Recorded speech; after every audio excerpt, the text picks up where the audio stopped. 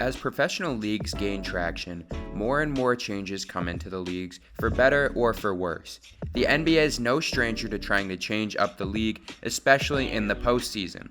With the changes to the series lengths, and most recently, the play-in tournament, fans of the game have mixed opinions on these changes. The one constant, though, has been the regular season.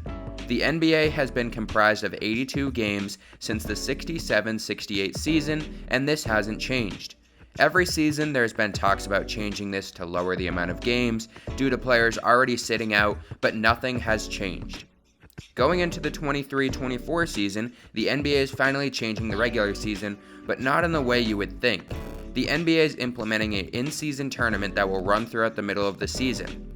I personally was not a fan of the play-in tournament when it started, but looking at it, it seems like this is even worse than the play-in. Let's take a look at the format and let me explain to you why this will hurt the NBA more than it will help it. The formatting of the in-season tournament seems pretty basic at first glance. They split the East and the West into groups of 5, with 3 groups within each conference. So basically the idea is the current division system, just with different opponents. The start of group play sees each team play each other within the group once, with 2 home games and 2 away games. The team with the best record in each group and 2 wildcard teams will advance to the next round of the tournament. Within these, 8 teams will play single elimination games to crown a winner. This tournament is not for nothing. The winning team will get a huge bonus that will help them tremendously, with the winning team's players each getting a whopping $500,000 bonus. They have also announced that there will be honors for the tournament with MVP and all tournament teams. There will now be 5 MVP awards given out throughout the season: the regular season MVP, the in-season tournament MVP, and then the Western Eastern Conference Finals MVPs and the regular NBA Finals MVPs. I personally wasn't a huge fan of the Western and Eastern Conference Finals MVPs. I just feel like it's another trophy they're trying to give out, and now as we can see, they're going to give out another one too with these in-season trophies and the in-season All-NBA teams. In the end, what will these really mean? How much will this really have an impact on these players' career? And when we look back in 30 years, will an in-season tournament MVP really mean anything at all? And if it doesn't, what's the point of even having it? The main issue that I see when I look at this is that players are already sitting out games, so how will this impact them? The NBA recently has announced that with the new CBA, players will have to play at least 55 games to be considered for all NBA honors or any single trophy throughout the season, whether that's Defensive Player of the Year, Most Improved, MVP, etc.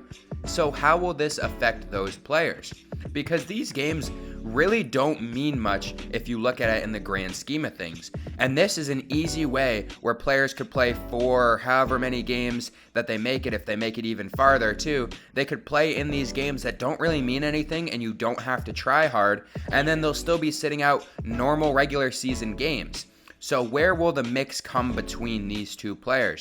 One player that we've seen, who you can see right now, is Kawhi Leonard, and his teammate Paul George have both been known to sit out a lot of games.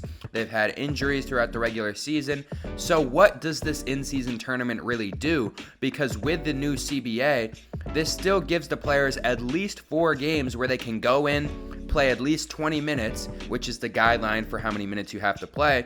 Go play 20 minutes in these 4+ games, however far they make it, and then they can just sit out normal regular season games. So how will this help the fans of the game? And the players are still going to be sitting out games throughout the regular season anyway.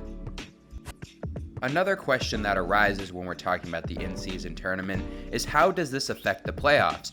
Because in this in-season tournament, everyone qualifies, and then you can go on to win the regular season games to make it farther and then play against other teams. So let's say a handful of teams rest some of their players. Whatever happens with this, it's a regular season game, so it's really anyone's chance. You're not going out there giving 1,000% like you would in the playoffs. So some lower level teams could go out there and try their hardest against some of these top teams that might rest a star or 2, and they could go out and win this tournament. But at the end of the day, what does it really mean? If you win the in-season tournament and you don't even get to make the playoffs because your team's that bad, how does that translate at all? You get a trophy and your players maybe get a few $100,000 bonus, but how does that translate to the playoffs, and how does it translate to winning? because you're saying that this team that just won only gets a few $1,000s, couple $100,000, which is obviously a lot of money, but to these NBA players who are making at least $10 million each, they don't really care that much. The only players that are really going to benefit that much are the guys in the two-way contracts, where they're already making $500,000, so this $500,000 bonus will really help them. But for the other 10 plus guys on this roster, it doesn't really matter too much to them. Let's look at the main two reasons why the NBA is doing this, because they are one of the biggest sports organizations in the world. They're not just doing this just because they want to change it up. Obviously, the number one reason anytime a sports league adds more games is for the money. The NFL did this. They added another regular season game. They added another wild card team just so they can have more games and make more money. And this will help them since these games will be premiere on TV, live, whatever you want to call it, TNT, nationally televised, internationally televised games. But the main reason is they want more engagement during the regular season, and they're hoping this pushes players to go out there and compete harder in the regular season. Like I mentioned before, there's some lower level teams that do have some good players, and on any given night, if they go out there and play against a team that might be resting a starter, or they're just not playing their heart out, and the other team is, you could see a team like the Magic or the Rockets or a young team that has those pieces go out and win this tournament. I wouldn't be surprised. But you could also go out and we could have a team like the Celtics or the Lakers or the Nuggets go out and win this in-season tournament and then go on to the playoffs and then win a championship too. So we don't really know how this will work with the NBA, but the NBA wants to boost up that in-season, regular season game viewership, which has been dropping because there's so many games and so many players are already sitting out that people are tired of it. Will the in-season tournament be good for the NBA? Personally, I'm not too excited to be watching it throughout the regular season. It's not like they're adding more meaningful basketball. It just seems like they're replacing some regular season games with some games that they're branding as higher basketball. So it's basically just like a first round of the playoffs. We might go in there and we could see a team surprise us and win the championship or whatever they end up calling it. I guess technically it would be an in-season championship. And we might see the first team be comprised of players like Paolo Banchero. We might see guys like Josh Giddey. We might see guys that go out there and absolutely ball out. Or it could just be the same as the All-NBA, and it could just be the same as the regular NBA playoffs and have the regular already top 5, top 10 teams absolutely dominate. So it will be a little interesting to see how these players and these teams approach this with injuries and everything that's going on throughout the regular season.